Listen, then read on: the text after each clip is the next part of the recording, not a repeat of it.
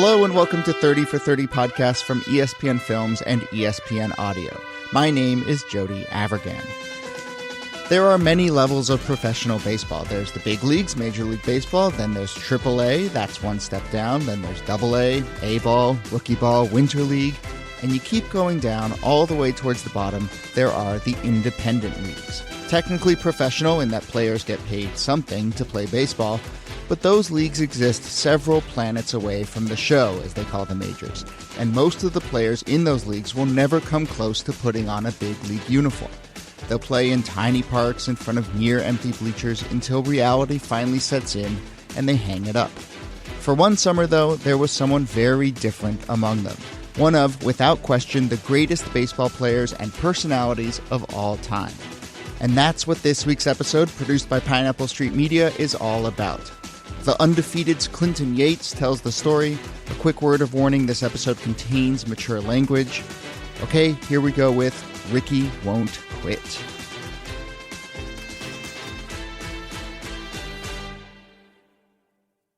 Looking back, I don't know if I would trade that for the world. I wouldn't rather have been anywhere else when this whole year happened.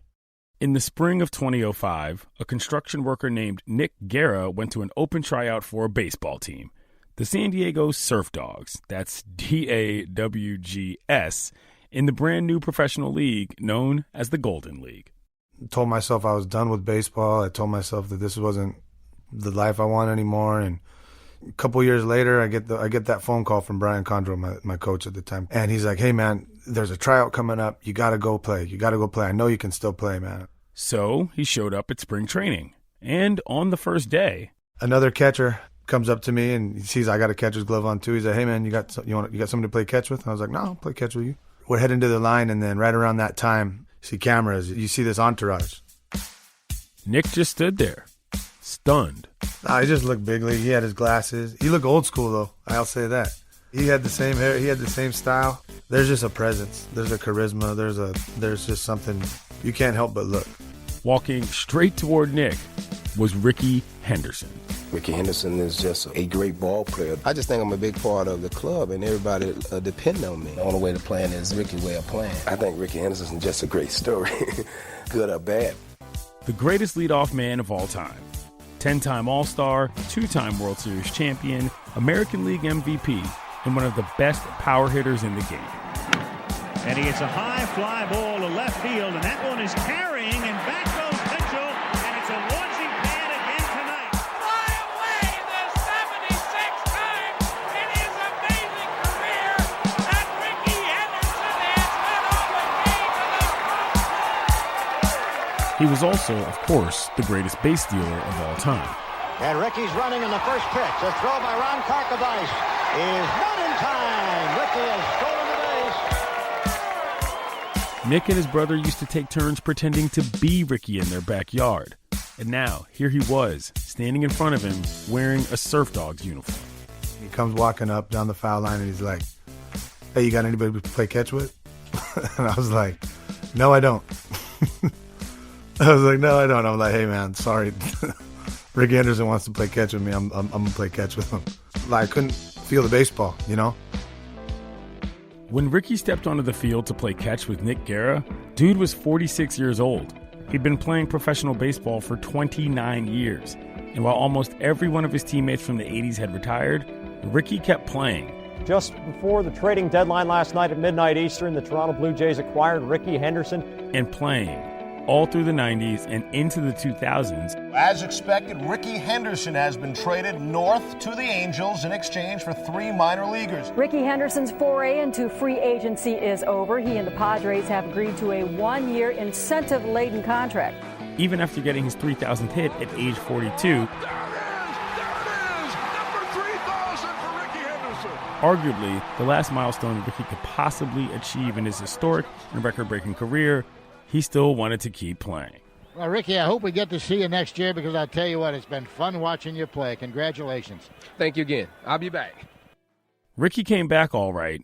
In 2002, Rickey became the oldest player in the American League at 43 years old. In nearly 200 at-bats for the Red Sox, Henderson's on-base percentage was .369.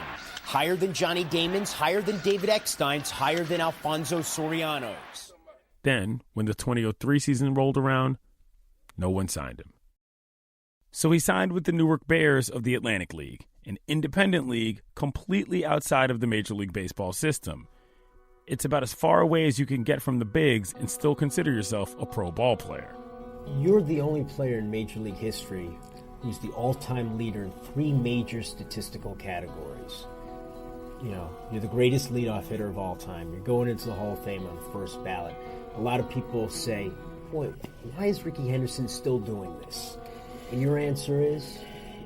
Still, I love the game. And if I don't think people would really be asking me why I'm still doing it if I was in the major league. It should be a thrill that is at my age and the condition that I am, that I could go out there and play the game. One theory was that Rickey was doing it for the money. His agent, the legendary Jeff Boris, put that idea to rest. I mean, obviously there's some guys along the way who've made, $100 million and they have nothing to show for it at the end of the day. Rickey was never one of those guys that I was worried about. Rickey certainly wasn't doing it to get rich. The Newark Bears paid him $3,000 a month. But according to Sports Illustrated, Rickey's rent was $4,000 a month. Rickey Henderson. Rickey is embarrassing himself with the Newark Bears in an unaffiliated league. Rick, you're the greatest leadoff man in the history of the game. You shouldn't be balling with beer salesmen and truck drivers. Now go home and wait for the Hall of Fame to call. After 2 seasons in Newark, a frustrated Rickey decided not to continue with the Bears, but he didn't go home and wait for the Hall of Fame call. Instead, 45-year-old Rickey Henderson got on the phone with his agent Jeff Boris and said, "What can you do to keep me in the game?" As an agent, I have never been bashful to tell a guy it's time to take off your jersey. If a guy can no longer compete at a major league level, I will be the first guy to tell him, I think the time has come for you now to, get on with the rest of your life. But with Rickey, even though when he got into his 40s, I never felt that way about him. It looked like his body was chiseled out of granite. Baseball, at least the way Rickey Henderson played it, for as long as he played it, is hard on the body. And the guy was a shoo-in for the Hall of Fame. Everyone wondered what he was doing, why he kept going. But his teammates learned retirement was a word that did not go over well with Rickey. Dave Stewart was a teammate on the Oakland A's in the 90s. At the time that I decided I was going to retire in 1995, he was as mad at me about retiring as anybody I could have imagined, and I got it. I mean, he's a close friend, one of my best friends, and he was very, very disappointed in me and didn't speak to me for a few days. And his thought was that, you love the game, and he asked me that. I said, yeah, I love baseball very much, and I enjoy playing it, but I don't enjoy playing it like I'm playing it.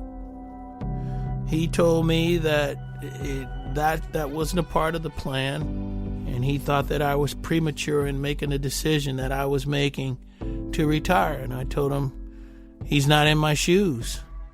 Paul Abbott was a pitcher who played with Rickey when they were both with the Seattle Mariners. I remember him watching the Hall of Fame ceremony on TV, sitting there with them while we're in the cafeteria or the kitchen eating lunch, and him speaking up saying, I don't want to be there. We're like, what? He said, nah, I don't want to be there. What are you talking about? He goes, because if I'm there, I'm not here. That means he was done playing. He didn't want to be done playing. He wanted to play forever.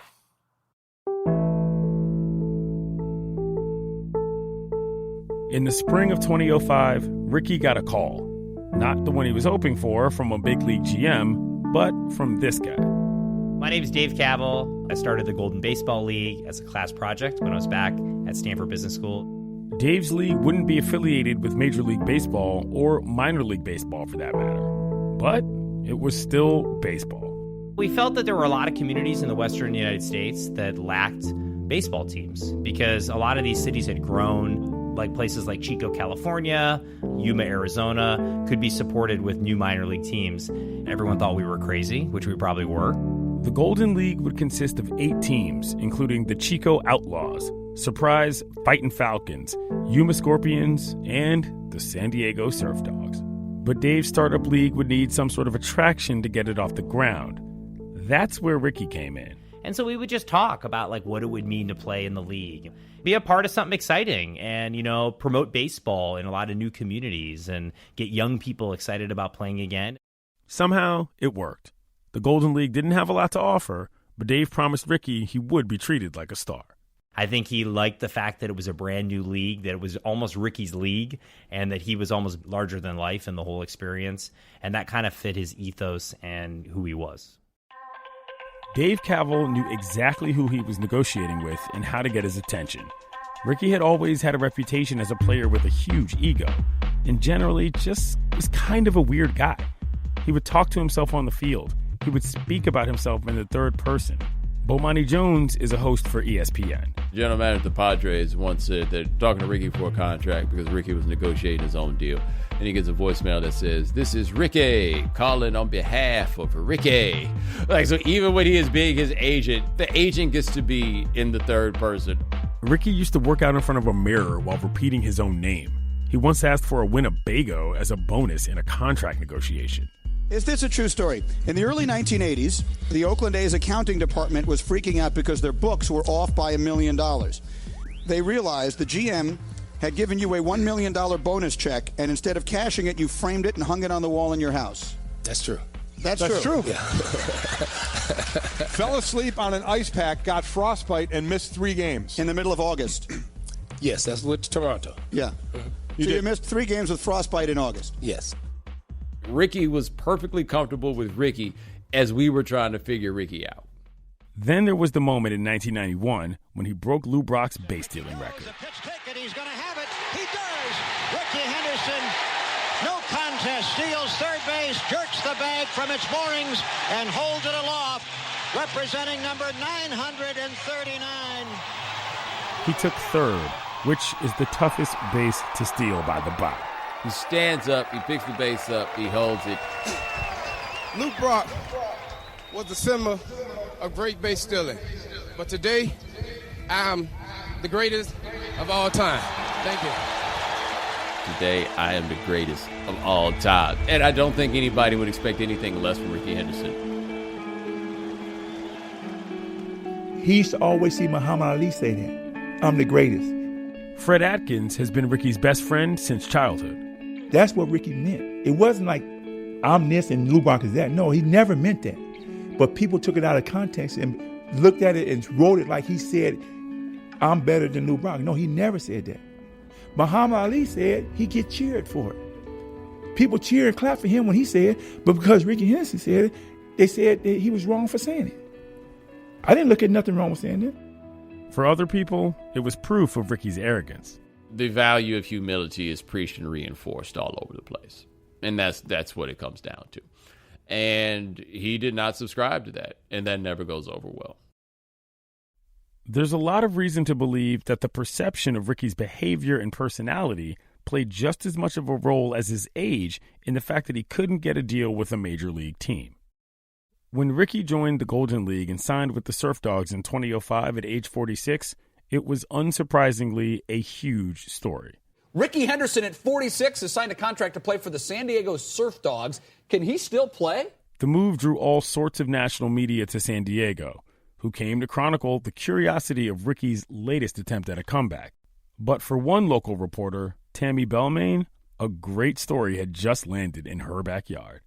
I mean, how many opportunities are you going to have to cover the year that a Hall of Famer in this tiny stadium, in this independent league? And I've had to tell friends it's like getting to watch Bruce Springsteen play in a garage band on Thursdays. Tammy decided to spend the summer following Rickey and the Surf Dogs, writing about them for a local blog. She sat down with Rickey weekly. Yeah, you ready? All right. And recorded a lot of those conversations. Enough for you to be willing to severely compromise what you're accustomed to come here. I think based on, because of last year. The sound isn't always great, but there is Rickey Henderson, the unlikely star attraction of the San Diego Surf Dogs. And I think that's what this league is giving me, the chance to stay in shape and giving the club a look and saying that I still love the game. Tammy, like everyone else, wanted to know why Rickey was there. Rickey's answer was always very clear. The whole goal is to get back to Major League. I think every ball player, every kid dream is playing in the Major League, and it's still my dream. Sure, I love the game, he said, but I want to get back to the majors.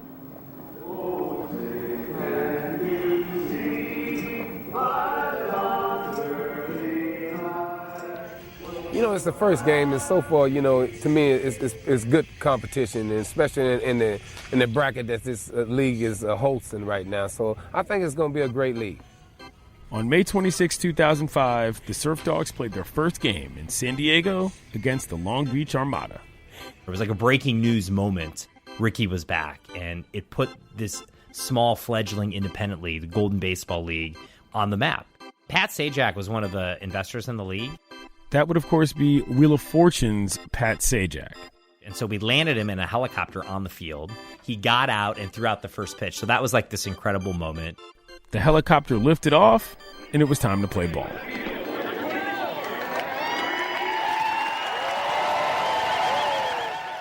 There's the dichotomy of, you know, here's Rickey, and then everybody else on the team looked like they were 11. Let's go, let's go!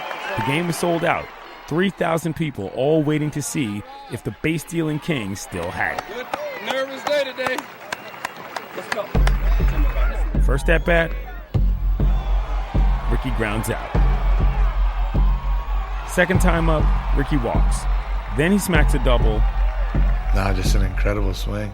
And comes around to score, but that's not what people are there to see. Well, I know that all of us are hoping that he steals a bag. Finally, in his fourth at-bat, Rickey hits a single, and he's on first base. Like, come on, Rickey, that's what we all came here to see you take it. You'd watch, and the fingers start twitching, and he would hang his hand down, and he would twitch his four fingers. The fingers stop twitching, and it gets going. And now there goes Rickey, the 2-0 pitch to throw down to second base, and Henderson slides in safely. First stolen base of the Golden Baseball League goes to Rickey Henderson. Who else? Rickey goes 2 for 3, scores a run, and gets a steal. That's the slide right there that you always see on TV. The Surf Dogs win their next game, too, and then later that week, A home run for Rickey Henderson, the first of the season, and the first home run in Surf Dogs franchise history. First of all, only home run so far this season for the Surf Dogs. Both your mind, you hit the first home run in franchise history that left the left field wall. Well, it was a good feeling that you got the first one out the way. I thought mainly a few of the young guys were going to eventually get the first home run, but so far I got it, so I can brag right now. He still ran like a gazelle, man. You'd watch him. We'd had little rundown exercises that we would do. He's 46 years old and could outrun all of us. The guy was in better shape than almost all of us on the team, and we were early 20s. Seth Peach was one of Rickey's teammates on the Surf Dogs. 100% shredded from head to toe, muscular.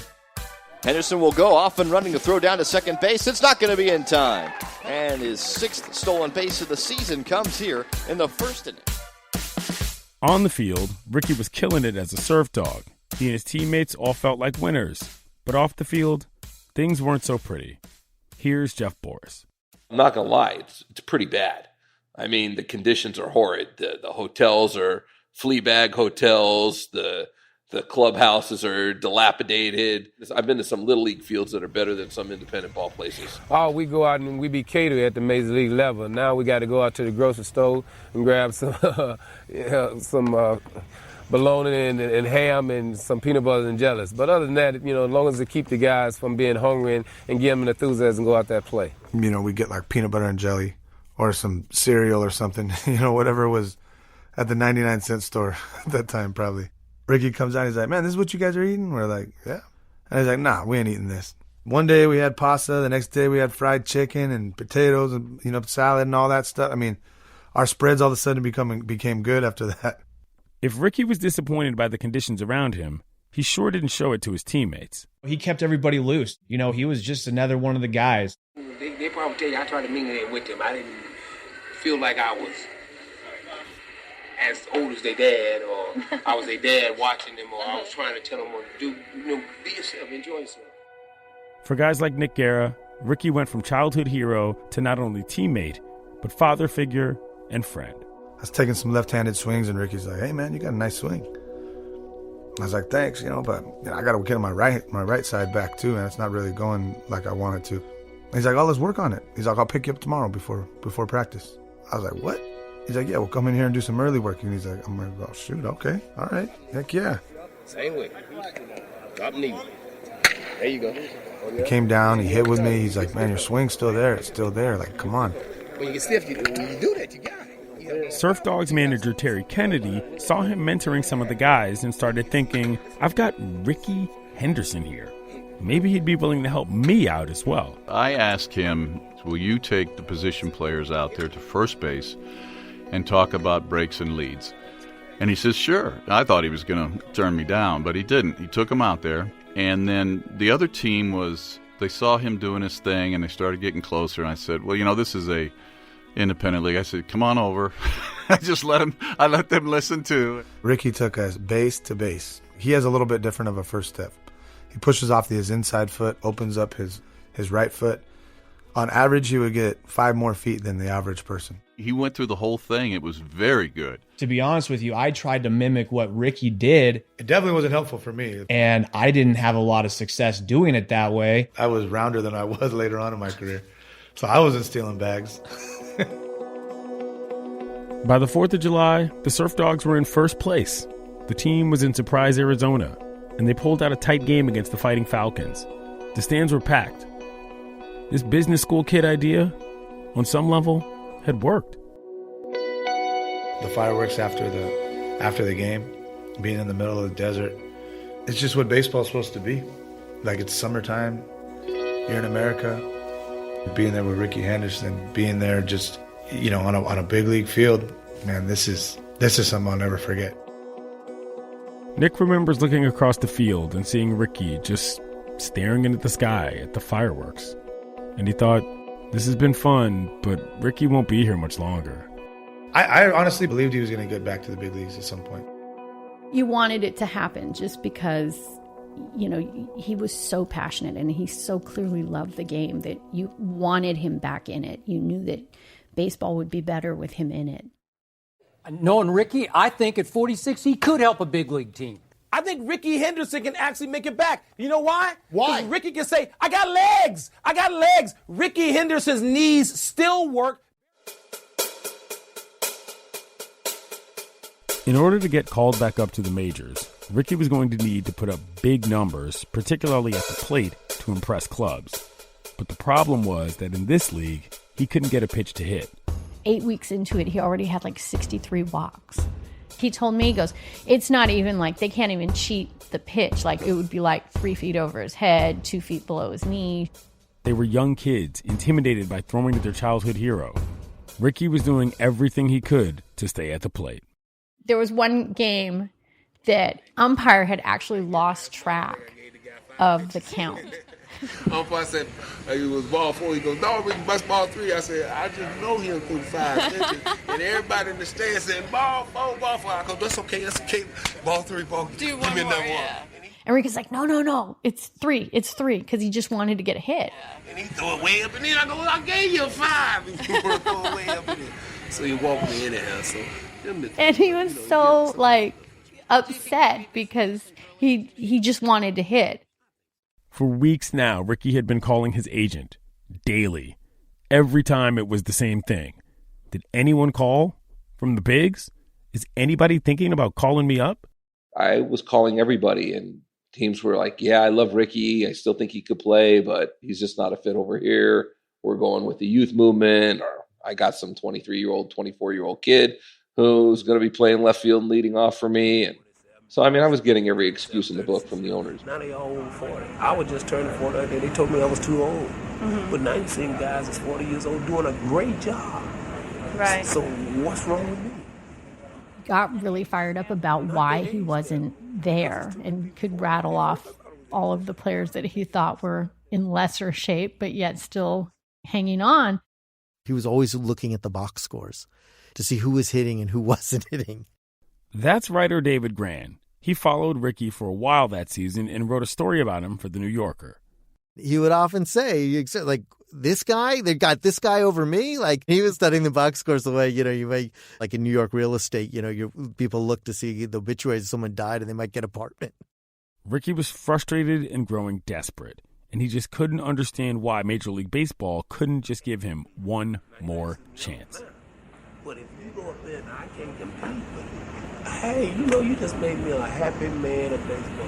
Because now I'm pretty much getting bitter of Right. baseball because I can't see that a player of the class of the way I played the game and done so much for the game, and you can't get a chance. See, I can see if I would. By mid-July, Rickey's numbers started to slide. And now the 2-2 offering on the way. Called strike 3 with a curveball. And Henderson drops the bat in disgust. In a month, Rickey's batting average dropped more than 50 points. A called strike 3. I mean, everybody has that point of the season when, the bat feels heavy or your hands slow down a little bit. July 31st was MLB's trade deadline, Rickey's last real gasp. Lots of Surf Dogs were hoping for the call, and lots didn't get it. That first week of August was kind of the sobering realization that you weren't going to get picked up and you were going to be there. He got into a situation that he thought was just going to be a few weeks, and it turned into years, and he couldn't get out. So what's wrong with me? What do you think it is? I don't know. Ooh, baby, I asked so many reporters and so many people.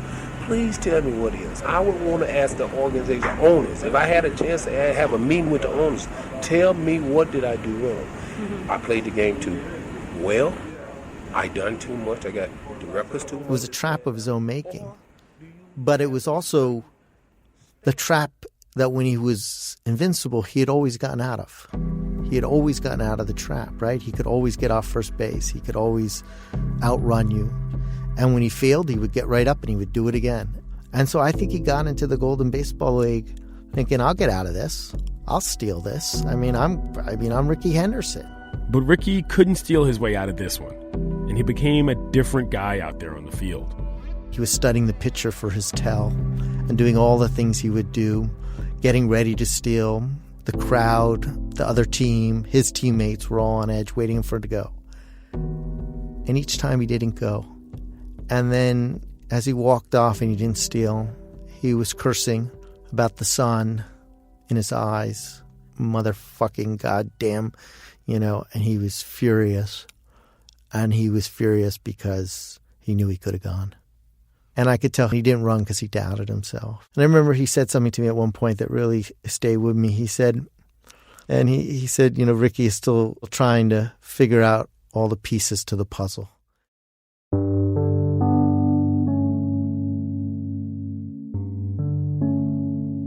He just realized that, he had gave the best he could give, and you'll come to a point where you go, I just see that they're not going to give me an opportunity. That's Rickey's best friend, Fred Atkins. It's not for any bad reason, but it's for the fact that they feel they want to go a different way. I think it was a sad ending to the story. I would have liked to have seen him go out on his own terms rather than the game turning its back on him. But the story hadn't ended. Rickey Henderson still had one last chance to put on a uniform and go out and play the game. The Surf Dogs had squeaked their way into the Golden League playoffs. They did the playoffs in a weekend series. It was like a double elimination tournament. And I remember Rickey was not thrilled with the format because, that's like my brother's adult softball league. The 2005 Golden League playoffs took place over Labor Day weekend in Long Beach. Maybe it's that he knew it was finally the end. Maybe he felt he owed it to these guys who were his teammates. Whatever the reason, Rickey turned it on one more time. He calls a meeting, brings us all together, and he's like, all right, guys, got something to tell you. Just want to have a little talk. You guys been carrying me all year. He's like, now it's time for you guys to jump on my back. Sure enough, comes out. First at bat. Blair Field is a monster field. It's right on the water. The air's thick. The ball doesn't go anywhere there. First at bat of the game. And Rickey's leading off. Home run. Rickey came to life during the playoffs, getting on base, hitting home runs. He looked like the Rickey of old. Third, Henderson digging for second base. It'll be a stand-up double for Rickey Henderson, putting runners at second and third for the Surf Dogs here in the third. The baseball is it's almost like a living thing. It pays legends back. I mean, Cal Ripken in his final All-Star game when he hit that homer, Derek Jeter hitting a home run for his 3,000th hit. It's special to see moments like that and to be a part of that. And it wasn't on the stage where everybody can watch it on TV. It wasn't on the stage where everybody could read about it in the paper or turn on ESPN and see it. You had to be there to feel that and see that and be there with him. And it was the way it was supposed to be. It was the way a legend should be. That's the way he should go out, just like that. 9-6 here this evening. San Diego captures the first ever Golden Baseball League championship here at Blair Field. 9-6, the Surf Dogs get the victory. And in 2005, San Diego, the Surf Dogs are champions. I wanted him to go and have an amazing second half of a season somewhere and then be able to go and give, some beautiful, lovely speech at the end of the game and go out on this big glorious stage. I mean, that's the Disney ending. And then it didn't happen, but it still had a happy ending because it was still at the end. It was a man in love with the game that he'd always loved. And there was something really beautiful about that. It's not clear when Rickey officially retired, but he never played another game. The ending that a lot of people had been trying to write for Rickey for a long time, it was here. Looking back on it now, though, that season, it's the opposite of a punchline. Rickey was asked over and over, why is he doing this? And his answer was always the same. Why is Rickey Henderson still doing this? And your answer is? Still, I love the game. I love the game. It's hard to argue with that. He played more Major League Baseball games than all but 3 players in history. His stolen base record, 1,408 bags, will never be touched. After his year with the Surf Dogs, Rickey did make it back to the majors. Rickey Henderson is back on a big league roster. Named to the Mets staff Thursday, replaces hitting coach Rick Down, who was fired. And then he returned to the Oakland A's, where it all started for him. Today, he's the special assistant to the president, who is Dave Kaval, the guy who started the Golden League.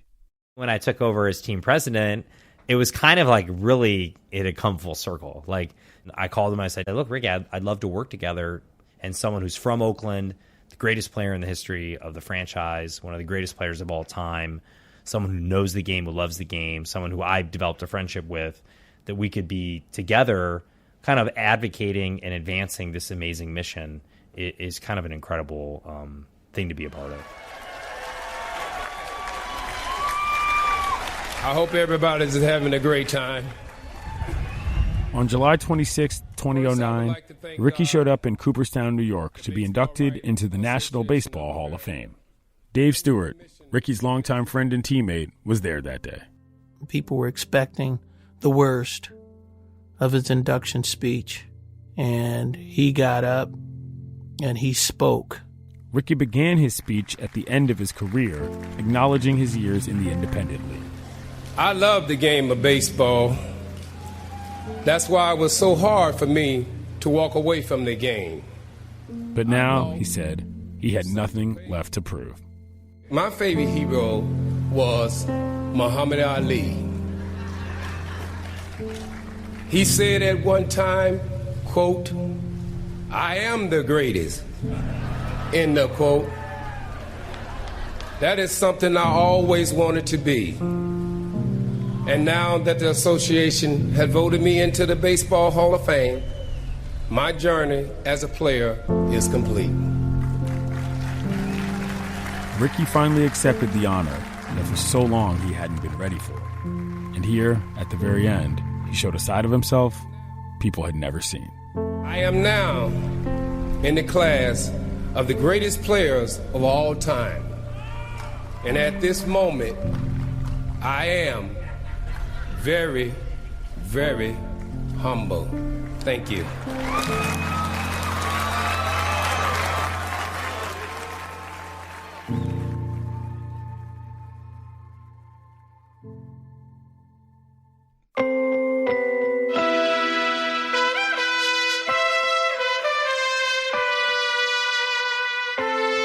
Thanks for listening to 30 for 30 Podcast. My name is Jody Avirgan.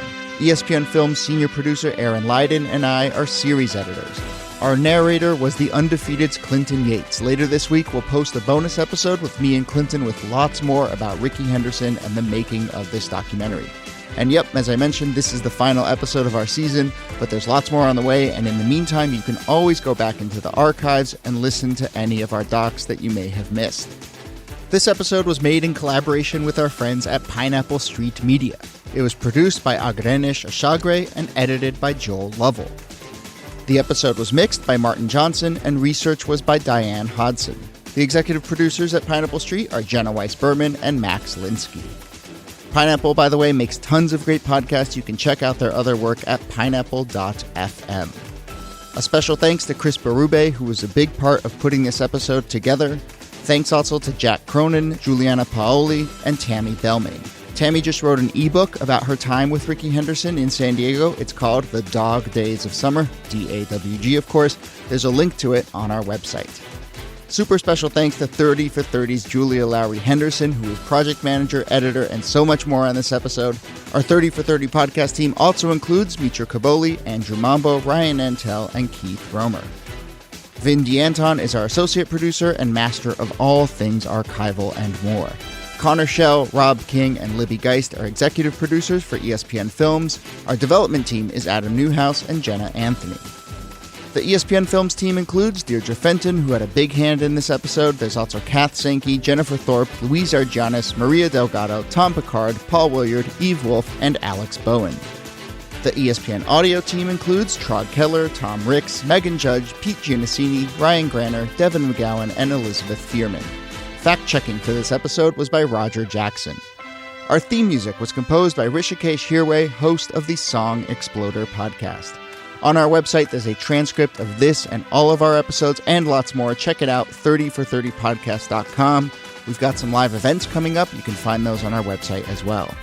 Be sure to subscribe to 30 for 30 Podcasts in the ESPN app, Apple Podcasts, Google Podcasts, or wherever you listen. We'll be back soon with more 30 for 30.